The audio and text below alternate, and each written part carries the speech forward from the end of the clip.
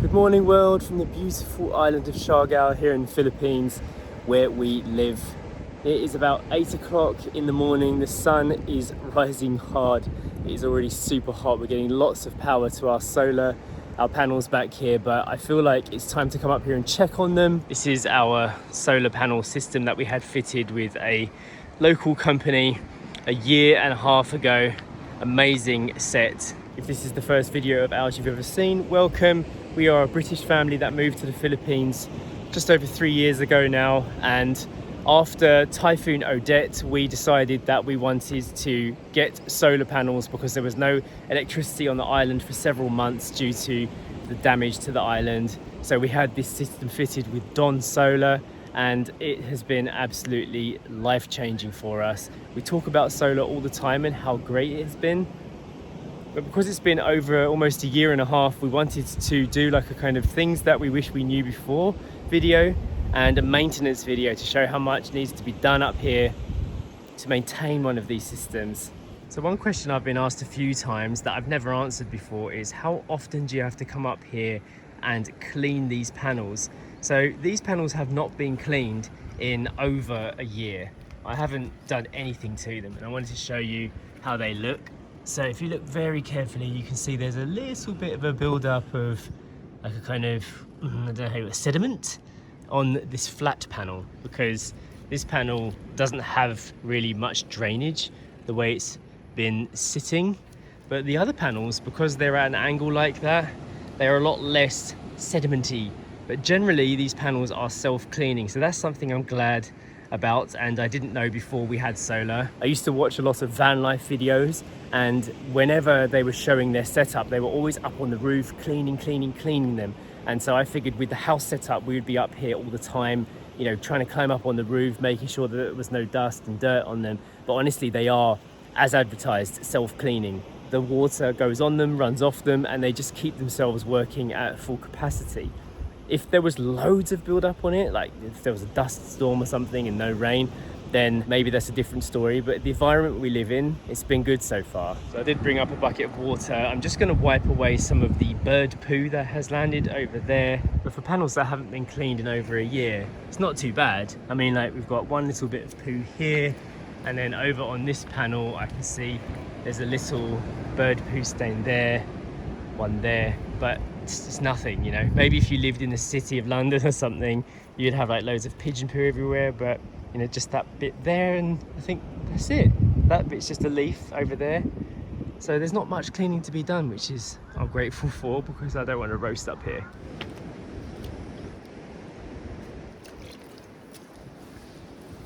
You're probably thinking, isn't it way too hot and sunny to be up here cleaning the solar panels? Like, aren't they burning hot? And the answer is yes, they are basically too hot to be up here doing this right now. I just wiped off the main poo stains and I also dried it at the same time, because otherwise I'm going to leave more sediment on there than there was before I even tried to clean them. So if it's not broken, don't fix it. I'm just basically going to come back in the evening when the sun's gone down and finish the job. Most of you guys will probably want to know if solar actually saves you any money. So you can see here, the grid is actually off at the moment, completely off. We're not using any grid power whatsoever. It's 9 o'clock in the morning and we're almost 50% fully charged, and we're only using half the power of the panels right now. We have actually got all 3 air conditioners running in the house, so the house is lovely and cool. As we get later into the afternoon, the solar will actually increase in power as the sun gets stronger. So you can live in a nice comfortable house all day, yeah? You love it here, don't you, Poppy? You're always relaxing like a princess on a sofa, aren't you? So looking at that, you're probably thinking, is your electric bill actually 0 pesos per month? So during the day, we spend no money on grid power at all. We get so much power from the sun here in the Philippines that the electricity bill is basically 0 all day. All the way up until about 4 o'clock or 5 o'clock in the evening, we're generating power, and then we start using our battery. The battery is actually massive and it lasts for a good few hours in the evening. And something else that you probably don't know about solar is it's not silent. Like, this inverter makes quite a bit of noise when it heats up. So probably about 10 times a day you'll hear this noise, and it goes on for quite a while until it's cool. What I'm wondering is this big thing, this big thing here, the battery. Yes. This whole thing. Yeah, it looks like a kind of mini fridge, doesn't it? Yeah, it looks like a mini fridge because it's really big. Yeah, that is our battery storage. So when Wow. the sun goes down, that's where all of our energy is. What, so is all of the batteries in that, or is that just a battery? There's loads of little batteries inside that all together. Okay, Cool, interesting, yeah. You know this dot on your cheek, on my cheek? You're probably thinking it's some kind of disease. But guess what it is? It's actually a tiny tattoo that didn't really work out well. I was thinking of putting one of my small little tattoos on that can wash off, and then what happened is it turned out like a small little pimple. This does make me laugh. So I've just moved into the bedroom because it's quieter. That solar does actually make quite a bit of noise. When we build our own house and we have our own setup moved, we are thinking to put the inverter inside a cupboard or something so it's not so noisy. You're back. I mean, every scene of our vlogs. Not every scene. Oh, we're all here, look. Bobby's come to We're all turn. here to tell you about the solar. Family. So this is interesting. So I've got this app here, which is part of the solar kit that we bought. And it tells you how long we've had it for and how many trees we've saved by having solar panels on our house. Yeah, like the amount of trees that didn't need to be cut down and burned to Wait, turn in our into... land? No, just in the world. Yeah. By having this solar setup for 481 days, it says that we've prevented 4 tons of CO2 prevention and 377 trees have been Wow. saved by just our kit alone. Wow. Not many? using 377 trees. That's good. Didn't need to be cut down That's good. because of using solar for 481 days. Like, imagine if they literally cut down every single tree in the world. Yeah, that would be awful. You wouldn't even be able to breathe like any green in the world. Yeah, we'd all die. All humans would die if that Yeah. happened. Yeah, And then no one will ever come back. yeah, exactly. Yeah, you need trees. Even if someone else came onto Earth, they'll just die. Yeah, no, but it is interesting to it is interesting to have a look at the statistics because it's not something you often think about. But when you're using a power plant, obviously things are having to be crushed and burned and to turn into your electricity, and also the electricity has to travel so far from the power plant that you lose a lot of energy by the time you get it. Our solar is like directly above us and we get very little transmission drop. So what we produce, we use, and it's really amazing. The app also says that we've saved 2.7 tons of coal since we've been using solar. But I know that these are all just numbers. When you hear them, it kind of doesn't really mean much. So we wanted to give you kind of like a real world breakdown of what it's been like having this set up for over a year. Do we actually spend nothing on electricity? Yeah, that's the big question, isn't it? Yeah. What is our electricity bill? Has solar reduced it down to zero? So before we had solar, we were spending between 6,000 and 7,000 pesos per month on energy.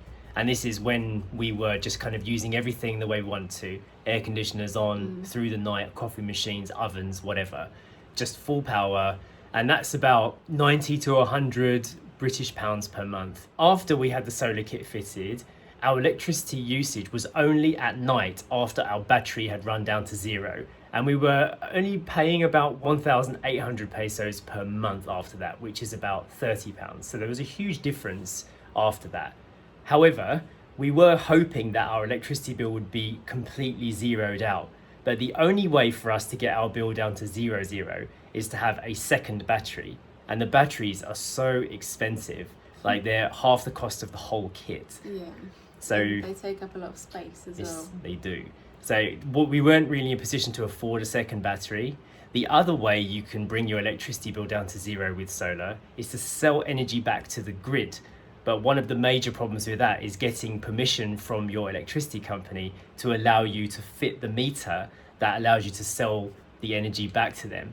If we had one of those meters fitted, we would be generating so much power during the day that our electricity bill in credits would be absolutely nothing. But unfortunately, especially because it's the first time anything like that has been applied for on this island, we're nowhere nearer to getting that sorted. So recently, as everywhere in the world, costs of everything has gone up, cost of living has gone up, and it has increased here as well on the island. So if we didn't have solar, we estimate that our electricity bill now would be about 7,000 to 8,000 a month, right? I think it might even be more, because our landlady is paying between 11 and 14,000 pesos a month on electricity in the same unit, in the same area. Yes, and it isn't zero. We do still pay for electricity, and we are still on the electricity grid at some points, but having solar has been a massive benefit because of all the power cuts and the power fluctuations here on the island. If we hadn't had it, we would be wishing we had it now. Oh yeah. Recently across the island as well, there has been a massive problem with voltage fluctuation. So the voltage of the electric sockets has been fluctuating between something like 100 volts and 260 volts, and it's been blowing up people's air conditioners, damaging appliances, fridges, everything's getting blown up. And a lot of people are sending complaints to the electricity company here, asking them who's going to pay for this, because they buy new kit and it just gets blown up and they've got no protection. Even if they had all these voltage regulators and things that are supposed to kind of break the circuit or level the fluctuation out to protect their stuff, it's still getting broken. But we've been very lucky with this because our kit protects us against some of the voltage fluctuation, but it has actually damaged some of our solar kit over this last year. We did have to have something replaced. I'll just show you what that is now quickly. This unit here is called an automatic transfer switch, and what happens is when there's a power cut, this whole thing clicks over to the other side and just goes into solar mode and like emergency mode, and then when it comes back on again, it flicks back this way. But because of all the fluctuations on the island, the thing has been going left right a lot over the course of the year, and eventually it actually burned out the circuit inside this, and our solar team, Don Solar, came and replaced it for free. So I'm absolutely amazed that the aftercare of Don Solar, the team that fitted our kit, is very, very important to choose a solar installer that is somewhat local to you or can provide really good aftercare. I can send him a message any time of the day. Oh, the noise just came back on again. And he will give me advice, he will ask me questions, he will say, send me a picture of the thing that's making a noise or whatever, and then just provide a solution for me. And if anything is needed, like if something goes wrong under warranty, like one of the battery cells also was making a malfunctioning error, and he just came and took it away, got a replacement, brought it back completely free. I didn't pay anything for that service. So I'm super impressed with Don Solar. If you are in Siargao Island or in Surigao or other places in Mindanao as well, I highly recommend him and his team. If you're not, then I would definitely say choose a solar installation team that is somewhat local to you so that they can come and sort things out if anything goes wrong. But to be honest, 2 problems in the course of over a year and a half is not bad, considering how bad the electricity supply is on this island. A couple of other things I wish I knew. When we're sitting down for dinner and we are watching some TV here, and there's a problem with the energy supply, if it switches from normal grid to emergency supply, everything here cuts out for a second. So the TV will turn off, the internet will turn off, and we have to wait for everything to reset before it comes back on. That tiny blip makes that annoying little issue, and it makes quite a loud click as well, which shunts you, gives you a little bit of a fright. And it only really seems to happen in the evenings. During the day we don't have many power fluctuations, but that switch will go crazy from between, I'd say, 6 o'clock in the evening through to about 9, just going on and off. And that's an island problem and a grid problem. There was a time not long ago when all of these drop wires here needed replacing, and before we had them changed, our electricity bill in the evening was going up again to about 5,000 pesos almost. So despite having solar installed, it can be quite expensive to run your electricity if your grid wires are not in good condition. So that's something to be aware of. To give you a real world example, when the wires were bad, our evening electricity bill was about 4,800 pesos at the end of the month. The next month, when they'd been repaired, it was 2,800, so it went down massively. One of the last things I can think of to mention, having now used solar for this amount of time, is when you're just in off-grid mode using the battery power alone, you can't have all of your heavy appliances running at the same time. For example, if we try and put 2 air conditioners on while it's just running the battery without any grid supplementation, it will cut out and the inverter needs time to reset. So if you are literally just running an off-grid setup, you need to think about that. You might need an additional inverter or a bigger one, or you might need multiple batteries to make sure you can supply all of those energy needs. So even if you've got a full battery, it's about how much is being drained at the same time. It's different when the grid is off. And that's something we didn't know before we started using it long term. So those are the things that I know now about having solar that I didn't know before. Hope you found that interesting. If you want to know more about the setup, like how much it cost us, our 30-day review where we did a more in-depth explanation of the things that we had bought, there's a link in the description for the other 2 solar videos that we've made. And now, Poppy is going to do today's member shout out. So today's member shout out goes to Roalf. I hope I said your name right. Thank you to Roalf for writing such lovely comments about me. I do enjoy reading them. Thank you, Poppy, that was good. Yes, so Rolf, I'm not sure exactly how to pronounce it. Your name is a tricky one, as you mentioned in your comments. Thank you for being a member of our channel. If you guys are interested in getting a shout out done of your own, hit the join button down below, and there's a link in the description as well for how to become a member. And thank you to everybody who's become a member so far. We will see you in the next video. Bye.